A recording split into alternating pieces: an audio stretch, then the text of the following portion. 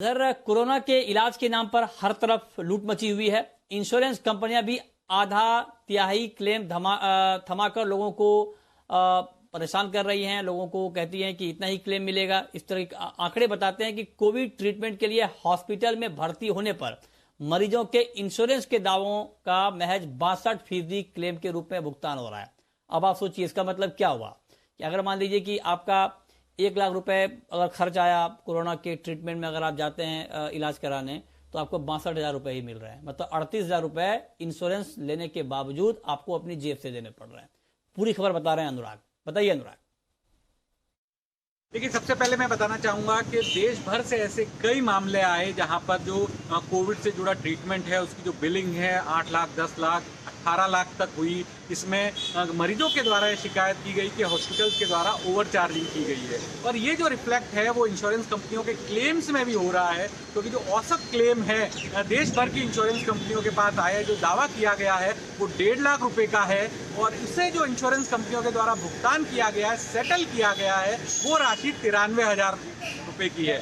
तो इसमें जो है एक PIL भी फाइल की गई सुप्रीम कोर्ट के अंदर के जो कोविड के चार्ज है उसको कैप लगाया जाए, और इसमें इंश्योरेंस कंपनियों का कहना है कि उनके द्वारा जो भुगतान किया जा रहा है वो नीति आयोग के द्वारा जो प्रस्तावित दरें है उसी को रेफरेंस मान के इंश्योरेंस कंपनियां भुगतान कर रही है। इंश्योरेंस कंपनियों का ये भी कहना है कि हॉस्पिटल्स के जो पुराने करार थे वो हॉस्पिटल्स कोविड ट्रीटमेंट में नहीं मान रहे हैं, क्योंकि ऐसी बहुत सी चीज़ें हैं, PPE किट से लेकर जो दूसरे टेस्ट है जो कवर किए जा रहे हैं वो जो है उसकी वजह से ओवर चार्जिंग हो रही है, उसकी वजह से ओवरऑल बिल बढ़ रहा है। लेकिन इंश्योरेंस कंपनियां जो अपने नीति आयोग के द्वारा निर्धारित दरें हैं उसी के आधार पे क्लेम दे रही है। तो इसमें जो डिफरेंस अमाउंट है, जो करीब 30 से 40% का जो डिफरेंस अमाउंट है वो जो है ग्राहकों को देना पड़ रहा है। तो इसका भार जो है वो ग्राहकों पे आ रहा है।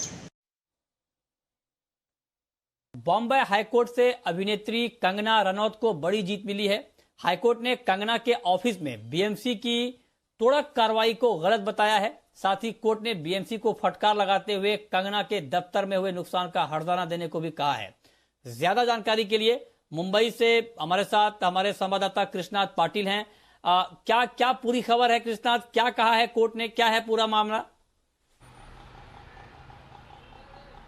आज मुंबई हाईकोर्ट में ये रिजल्ट आया कि हाईकोर्ट ने बताया कि जो कंगना के ऑफिस पर कार्रवाई हुई, जो जिस दिन मुंबई महापालिका ने कार्रवाई की और उसको नोटिस दिया गया, वो पूरी तरह से अवैध है और जिस कार्रवाई का समर्थन किया नहीं जा सकता और ये सूझबूझ से की हुई कार्रवाई है ऐसा लगता है। ऐसा भी हाईकोर्ट ने बताया। जिस तरह से उन्होंने वैल्यूअर अपॉइंटमेंट करके बोला है कि कितना नुकसान हुआ है कंगना के ऑफिस का, ये भी बताया जाए।